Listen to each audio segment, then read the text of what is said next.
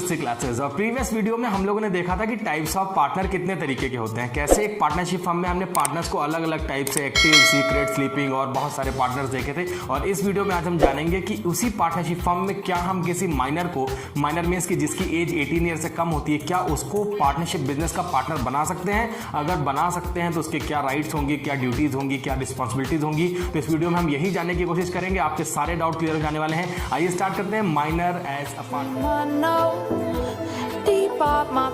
तो जैसा कि आप बोर्ड में देख पा रहे हैं, माइनर एज अ पार्टनर में मैंने माइनर की डेफिनेशन लिखी है। माइनर होता कौन है मैंने आपको बता दिया, जिसकी एज 18 ईयर से कम होती है।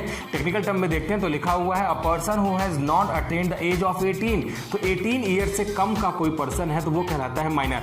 अब पार्टनरशिप फर्म में देखते हैं माइनर का क्या रोल है। तो लिखा है the partnership act 1932 does not permit a minor to become a partner in firm. तो फिर हम क्यों पढ़ रहे हैं जब एक्ट में लिखा है कि पार्टनरशिप एक्ट के अकॉर्डिंग किसी भी माइनर को पार्टनरशिप फर्म का पार्टनर नहीं बनाया जा सकता। ये लाइन स्ट्रेट फॉरवर्ड एकदम क्लियर वे में लिखी हुई है पार्टनरशिप एक्ट में। तो जब माइनर को हम एज ए पार्टनर बना ही नहीं सकते पार्टनर, तो क्यों हम ये टॉपिक यहाँ पे डिस्कशन कर रहे हैं कि माइनर एज ए पार्टनर। इसकी वजह जान लेते हैं, क्योंकि माइनर को अगर सारे ही पार्टनर आपसी जो सहमति है, अगर म्यूचुअल कंसेंट हो जाता है पार्टनर्स के बीच में, तो एक माइनर जिसकी एज 18 ईयर से कम है उसे हम पार्टनरशिप फर्म में पार्टनर बना सकते हैं। लेकिन वो पार्टनर जैसे बाकी पार्टनर्स के राइट और ड्यूटीज होती हैं, वैसे उस माइनर पार्टनर की ड्यूटीज या राइट्स नहीं रहेंगी। माइनर पार्टनर तभी बन सकता है जब सारे ही पार्टनर अग्री हो जाएंगे, ठीक है भैया इस पर्सन को अपने बिजनेस का पार्टनर बना लो, जबकि उस पर्सन की जो एज है वो 18 ईयर से कम है। तो minor as a partner according to act partner नहीं बन सकता। अब पहले ये वजह जान लेते हैं कि एक minor according to partnership act firm का पार्टनर क्यों नहीं बन सकता। इसके लिए आपको समझना होगा कि एक ऐसी एज है जिसे हम कहते हैं 18 ईयर। अब 18 ईयर की एज एक ऐसी एज है जिसके पहले हम काउंट होते हैं माइनर में और इसके बाद हम काउंट होने लगते हैं एडल्ट्स में। तो यहाँ पर ये जो समस्या है, इसे हम एज का जो डिफरेंस की below 18 year and above 18 year है, इसे हम अगर ये कहें कि ये हमारे लिए जो 18 ईयर से कम की एज है और जैसे ही हम 18 ईयर की होते हैं तो वैसे ही हम पार्टनरशिप फर्म में या कहीं भी पार्टनर बन सकते हैं। 18 ईयर से अगर हम कम हैं तो हमारे लिए ना तो हमारा लाइसेंस बन सकता है, ड्राइविंग लाइसेंस की बात कर रहा हूँ, ना हमारे पास में हम प्रॉपर्टी को अपने खुद के नाम से परचेस कर सकते हैं, ना वहां पर हमारे पास में वोटिंग राइट होता है। तो बहुत सारे लिमिटेशन हैं जो एक 18 ईयर एज से कम होने पर आपके साथ में होती हैं। अभी हो क्या रहा है, ठीक ऐसे ही जब हम पार्टनरशिप फर्म का फॉर्मेशन करते हैं, स्टार्टिंग की वीडियोस में मैंने आपको बताया कि पार्टनरशिप फर्म का फॉर्मेशन होता है पार्टनर्स के आपसी सहमति से, आप म्यूचुअल कंसेंट होता है और उसके बाद ही पार्टनरशिप फर्म को हम फॉर्म कर सकते हैं। पार्टनरशिप फर्म फॉर्म होगी, इसके लिए रजिस्ट्रेशन पार्टनरशिप फर्म का कंपलसरी नहीं है। मैंने आपको बताया था कि पार्टनरशिप फर्म का रजिस्ट्रेशन आपके विल और विश के ऊपर डिपेंड करता है। अगर आप लीगल प्रोटेक्शन चाहते हैं तो पार्टनरशिप फर्म का रजिस्ट्रेशन कराइए, मर्जी आपकी है। लेकिन वहीं पे मैंने आपसे कहा था कि फर्म का पार्टनरशिप डीड, पार्टनर्स के बीच में एग्रीमेंट का होना उतना ही ज़्यादा कंपलसरी है, क्योंकि बिना पार्टनर्स के बीच में एग्रीमेंट हुए पार्टनरशिप को हम फॉर्म कर ही नहीं सकते, हम पार्टनरशिप फर्म को ओपन कर ही नहीं सकते। तो लीगल कंपल्सन जो ये है वो ये है कि पार्टनर्स के बीच में एक एग्रीमेंट होना ही चाहिए, चाहे वो ओरल हो चाहे वो रिटन फॉर्म में हो। जो रिटन एग्रीमेंट होता था उसे हमने पार्टनरशिप डीड कहा था। और पार्टनर्स जब किसी वर्क को करने के लिए म्यूचुअली, इंडिपेंडेंटली, वॉलेंटरली अपने आप को वहां पर इन्वॉल्व करते हैं कि हाँ ठीक है हम इस बिजनेस को करना चाहते हैं, ये PSR रहेगा, ये सब होगा, तो ये जो एग्रीमेंट साइन हो रहा है इसे हम कहते हैं कि पार्टनर्स ने पार्टनरशिप फर्म को फॉर्म किया है एक एग्रीमेंट से। अब एग्रीमेंट का टेक्निकल टर्म जानते हैं। एग्रीमेंट साइन हुआ मीन्स कि हम सारे ही पार्टनर्स ने मिलकर कॉन्ट्रैक्ट बनाया है कि बिजनेस करेंगे, बिजनेस से जो प्रॉफिट होगा इसको इस फॉर्म में बांटेंगे। तो जो कॉन्ट्रैक्ट साइन हुआ है इसके पीछे की वजह जाने तो आपको दिखेगा कि हम पढ़ते हैं इंडियन पार्टनरशिप एक्ट 1932, लेकिन वहीं पे जैसे ही हम पार्टनरशिप फर्म के लिए कोई अग्रीमेंट साइन करते हैं तो वहां पे एक इंडियन एक्ट और लगता है जिसे हम कहते हैं इंडियन कॉन्ट्रैक्ट एक्ट। अब इंडियन कॉन्ट्रैक्ट एक्ट क्यों हमने पार्टनरशिप फर्म में लगा दिया, इसकी वजह जानते हैं। इंडियन कॉन्ट्रैक्ट एक्ट जो है वो जितने भी हमारे इंडिया में कॉन्ट्रैक्ट साइन हो रहे हैं, चाहे वो इंडिया के हो रहे हो चाहे इंडिया के बाहर के हो रहे हैं, सभी जगह पे एप्लीकेबल होता है, इंडिया से उसका रिलेशन होना चाहिए। तो जो कॉन्ट्रैक्ट साइन हो रहा है उस कॉन्ट्रैक्ट एक्ट में लिखा है कि कॉन्ट्रैक्ट साइन करने की जो एक अंडरस्टैंडिंग होती है, जो कैपेसिटी होती है, जो क्वालिफिकेशन होती है वो होती है 18 ईयर। एक ऐसा माना गया है लॉ में कि 18 ईयर से कम का जो चाइल्ड होता है, जो एक पर्सन होता है, उसके अंदर में इतनी अंडरस्टैंडिंग, इतनी समझ नहीं होती है कि वो किसी कॉन्ट्रैक्ट को साइन कर सके। तो यहाँ पर जो एज है 18 ईयर की, अगर मैं इसे ये कहूँ कि हमें कोई कॉन्ट्रैक्ट साइन करना है तो आपके लिए ये ज़रूरी नहीं कि आप कोई वहाँ पे क्वालिफिकेशन रखते हो। आप कितने पढ़े लिखे हैं इससे कोई मतलब नहीं है। जैसे अगर हम बात करते हैं कि एक डॉक्टर है, एक चार्टर्ड अकाउंटेंट है, एक लॉयर है, इसने एक क्वालिफिकेशन ले रखी है। डॉक्टर ने MBBS किया होगा, चार्टर्ड अकाउंटेंट ने CA की डिग्री ली होगी, वैसे ही कोई अगर वहाँ पर लॉयर बनना चाहता है तो उसने लॉ किया होगा, लॉ की डिग्री ली होगी। वैसे ही कॉन्ट्रैक्ट में अगर आप चाहते हैं कि आप कॉन्ट्रैक्ट कर सकें तो इसके लिए क्वालिफिकेशन जो है वो ये सब क्वालिफिकेशन नहीं है जो मैंने आपको बता दी।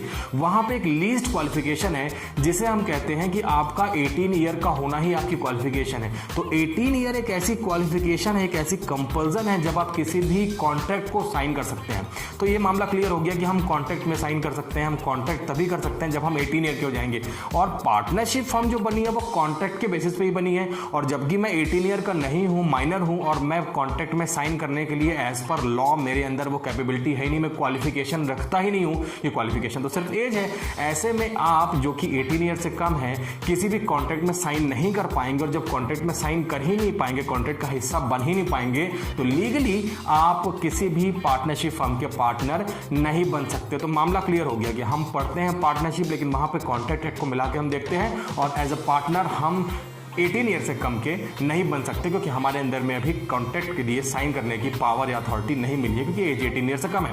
तो ये मामला लिखा है, इसलिए लिखा है कि हम 18 ईयर से कम के पार्टनर नहीं बन सकते। इसका एक मतलब और भी है कि अगर कोई बहुत सारे ऐसे पर्सन हैं जो 18 ईयर से कम है और वो चाहते हैं कि चलो पार्टनरशिप फर्म फॉर्म कर लें, तो ये बिल्कुल भी पॉसिबल नहीं है कि एक माइनर चाहे कि पार्टनरशिप फर्म को फॉर्म कर लें तो पार्टनरशिप फर्म को बना ले, ऐसा बिल्कुल पॉसिबल नहीं है। अगर ये मानते हैं कि ए बी जो है वो 18 ईयर से ज़्यादा एज के हैं, लेकिन वो चाहते हैं कि सी जो 18 ईयर से कम एज का इसके साथ मिला के एक नई पार्टनरशिप फर्म बना ले, ये भी पॉसिबल नहीं है, क्योंकि जब तीनों ही पार्टनर्स एग्रीमेंट साइन करेंगे तो ही तो पार्टनरशिप फर्म बनेगी। क्योंकि पार्टनरशिप फर्म का जो जन्म है, जो एग्जिस्टेंस है, वो तभी होता है जब वो कॉन्ट्रैक्ट साइन करते हैं। तो किसी भी नई पार्टनरशिप फर्म में अगर दो पार्टनर ऐसे हैं जो एडल्ट्स हैं, जो 18 ईयर से ज़्यादा के हैं, वो किसी माइनर के साथ में पार्टनरशिप फर्म बनाना चाहते हैं, तो ये बिल्कुल पॉसिबल नहीं है। ये सारे ही पार्टनर्स वहाँ पर माइनर है और वो चाहते हैं कि पार्टनरशिप फर्म को फॉर्म कर लें, तो ये तो बिल्कुल भी पॉसिबल नहीं है कि वो पार्टनरशिप फर्म को फॉर्म कर सके। अब ये मामला क्लियर हो गया कि पार्टनर वो जो पार्टनरशिप फर्म में कॉन्ट्रैक्ट साइन करेगा 18 ईयर से ज़्यादा का होगा, वो ही पार्टनर हो सकता है। इसीलिए एक्ट में लिखा है कि पार्टनरशिप फर्म में हमने माइनर को परमिट नहीं किया है कि वो पार्टनरशिप फर्म का पार्टनर हो सकता है।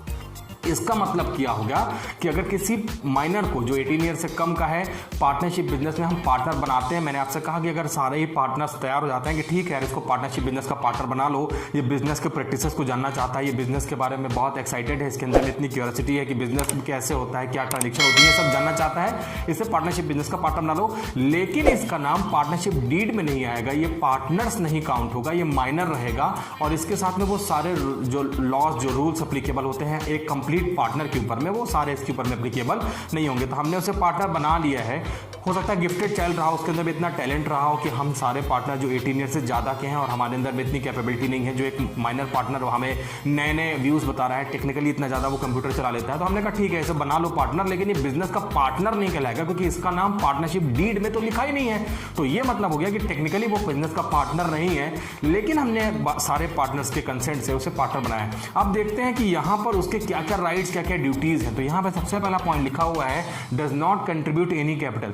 हम लोगों ने प्रीवियस वीडियोस में पढ़ा कि एक पार्टनर वो है जो पार्टनरशिप फर्म में एग्रीमेंट साइन करने के बाद पार्टनर बन जाता है और फर्म में कैपिटल का कंट्रीब्यूशन करता है। क्योंकि जब सारे ही पार्टनर बिजनेस में कैपिटल लगाते हैं तभी तो कैपिटल से हम बिजनेस को करते हैं। लेकिन माइनर के लिए ऐसी कोई कंपल्सन नहीं है कि उसे पार्टनरशिप बिजनेस में कैपिटल लगाना ही लगाना है। वो बिजनेस में कैपिटल नहीं लगाएगा, और क्योंकि वो पार्टनर एग्जैक्ट वे में तो है ही नहीं, वो तो सारे पार्टनर्स के एग्रीमेंट से बना है, तो वो उसे हम कंप्लीट पार्टनर भी नहीं बोलेंगे जिसके लिए कैपिटल की रिक्वायरमेंट नहीं है। पॉइंट नंबर सेकंड लिखा है not allowed to participate in the management of the firm.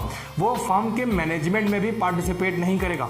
अब मैनेजमेंट में पार्टिसिपेट नहीं करेगा, फिर हमने उससे पार्टनर के ऊपर ट्रीट कर लिया। वहां पर मैनेजमेंट में पार्टिसिपेट नहीं करेगा का मतलब बहुत क्लियर है कि वो चाहे तो बिजनेस में आके बैठे चुपचाप देखता रहे, कोई क्वेश्चन पूछता रहे कि बिजनेस में ऐसा क्यों हो रहा है, हमने ऐसा क्यों कर दिया, वो बिजनेस को लर्न कर रहा है। लेकिन अगर हम बात करते हैं कि कोई इंपॉर्टेंट डिस्कशन करना था, कोई इंपॉर्टेंट डिसीजन लेना था, कोई मीटिंग चल रही थी, कोई सीक्रेट मीटिंग चल रही थी, ऐसे केस में माइनर को हम मैनेजमेंट का पार्ट नहीं मानते हैं हैं उस माइनर को, क्योंकि वो मैनेजमेंट में जो इंपॉर्टेंट डिसीजन लिए जा रहे हैं उसके सामने हम डिस्कस नहीं कर सकते हैं। बहुत सारे टेक्निकल टर्म होते हैं जो हम उस पर्टिकुलर माइनर के साथ में डिस्कशन नहीं करते हैं। तो बिजनेस को सीखने के लिए, बिजनेस की ट्रिक प्रैक्टिसेस को जानने के लिए वो बिजनेस में आता है, देखता है, लेकिन हम डीलिंग में कहीं भी उसे इन्वॉल्व नहीं करते हैं। तो इसलिए लिखा है कि मैनेजमेंट एक्टिविटीज में पार्टिसिपेट नहीं करते हैं। Do not get any share in loss means profit होगा तो डेफिनेटली उसका पोर्शन हमने फिक्स किया है कि तुम माइनर हो और तुम्हारा बिजनेस में प्रॉफिट ये है। लेकिन अगर पार्टनरशिप फर्म में हो गया लॉस, तो उस लॉस में उस माइनर का कोई भी रोल नहीं रहेगा। इसलिए लिखा है कि do not get any share in loss, उसका लॉस में कोई भी शेयर वो लॉस में नहीं देगा, लेकिन बिजनेस के प्रॉफिट के लिए ही पार्टनर बन सकता है। तो एक बात बहुत क्लियर हो गई कि हम किसी भी माइनर को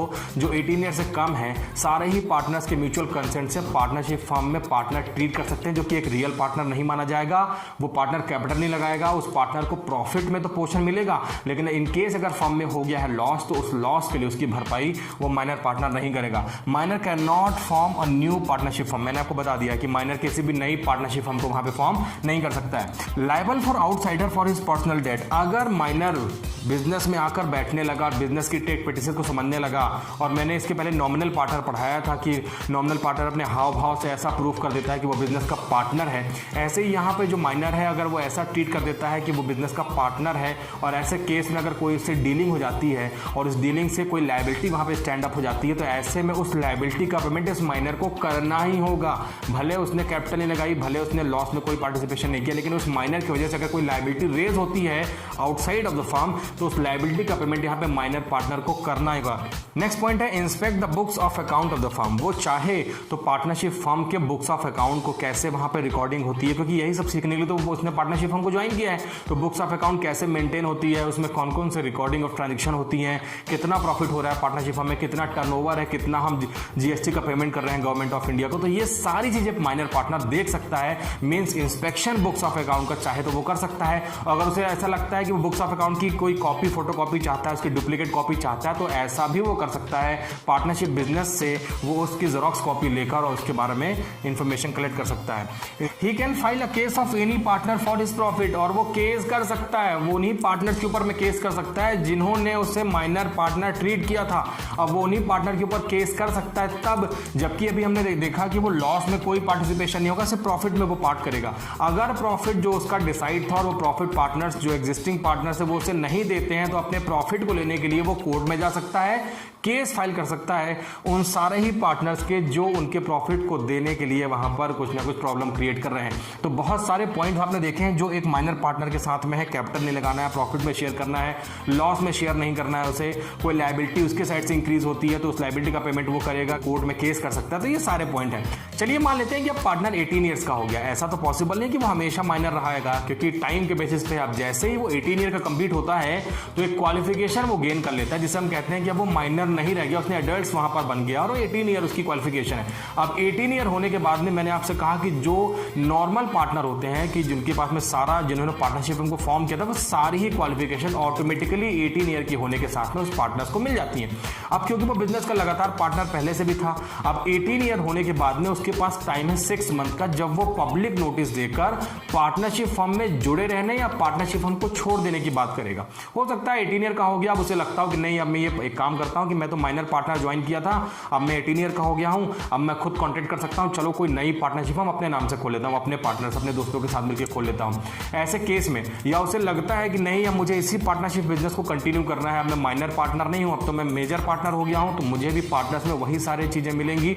ऐसे केस में उसे एक नोटिस देना होगा विद इन 6 मंथ, जो डेट 18 ईयर्स की कंप्लीट होने की डेट है, उस डेट से 6 मंथ के अंदर मुझे एक नोटिस देना होगा और ये बताना होगा कि हाँ, अब मैं इस पार्टनरशिप बिजनेस का पार्टनर कंटिन्यू रहना चाहता हूं एज ए अदर पार्टनर, जैसे सारे पार्टनर्स हैं, या मैं पार्टनरशिप बिजनेस का पार्टनर नहीं होना चाहता हूं। ये क्लियरली उसे मेंशन करना होगा, एक पब्लिक नोटिस देना होगा पार्टनरशिप फर्म को, उसमें ये बात क्लियर लिखी होगी कि भाई डेट ऑफ बर्थ के बाद से 18 ईयर का होने के बाद से वो पार्टनर रहना चाहता है या छोड़ना चाहता है। अब एक ऐसा टाइम आया कि उसने इन सब चीज़ों को इग्नोर कर दिया, उसने कुछ बताया ही नहीं पार्टनरशिप फर्म में, तो 6 मंथ की डेट जो नोटिस पीरियड है उसके बाद अगर वो ऐसा नहीं बता बताता है तो डीम टू बी पार्टनर, उसे पार्टनर मान लिया जाएगा, जबकि उसने ये बताया ही नहीं कि मैं पार्टनर रहूंगा कि नहीं रहूंगा। तो अगर उसने क्लियर बता दिया था विद इन 6 मंथ तो ठीक है, 6 मंथ के बाद उसने बताया या 6 मंथ के बाद उसने नहीं भी बताया तो ऐसे केस में उसे उस फर्म का पार्टनर मान लिया जाएगा और फर्म की जितनी भी लायबिलिटीज होंगी उस लायबिलिटी के लिए वो भी पार्टनर उतना ही रिस्पॉन्सिबल होगा जितना कि बाकी पार्टनर्स होंगे। एक और इंपॉर्टेंट बात, जैसे ही वो माइनर था तो माइनर के टाइम पे भी उसने बहुत सारी लायबिलिटी रेज की थी, जो कि मैंने कहा कि वो लायबिलिटी जब वो पार्टनरशिप फर्म से छोड़ना चाहेगा तो वहीं पे एंड हो जाएंगी। लेकिन अगर वो कंटिन्यू करना चाहता है पार्टनरशिप फर्म को, तो पार्टनरशिप फर्म को कंटिन्यू करने के बाद में जो लायबिलिटी एज अ माइनर उसकी थी वो ऑटोमेटिकली मेजर बनने के बाद में पार्टनरशिप फर्म में एग्जिस्टिंग पार्टनर के साथ में काम करने में, लगातार पार्टनरशिप में बने रहने पर उसकी लायबिलिटी वहां से कैरी फॉरवर्ड हो जाएगी और वो लायबिलिटी का पेमेंट करने के लिए लायबल होगा ही होगा और उसकी लायबिलिटी भी अब हो जाने वाली है लिमिटेड। जबकि जब माइनर था तो उसकी लायबिलिटी थी ही नहीं, वो तो उसकी खुद की लायबिलिटी जो उसने क्रिएट की थी उसके लिए वो लायबल था, अदरवाइज उसकी कोई लायबिलिटी नहीं थी। तो माइनर पार्टनर के पास में ऑप्शन है 18 ईयर का बनने के बाद में चाहे कंटिन्यू करे चाहे कंटिन्यू ना करे, पब्लिक नोटिस दे। अगर पब्लिक नोटिस नहीं देता है तो उसे हम माइनर को एक फुल फ्लेज पार्टनर ट्रीट कर लेते हैं और वो सारे ऑब्लिगेशन, सारे रूल्स रेगुलेशन जो एक नॉर्मल पार्टनर के होते हैं वो सारे ही उसके ऊपर भी एप्लीकेबल हो जाते हैं और माइनर भी पार्टनर 18 ईयर कंप्लीट होने के बाद में एक नॉर्मल पार्टनर बन जाता है पार्टनरशिप फर्म का। तो इस वीडियो में फिलहाल इतना ही रखते हैं और नेक्स्ट वीडियो में फिर कुछ नया लेकर आपसे मिलते हैं। तब तक के लिए आप अपना ख्याल रखिए and thank you very much.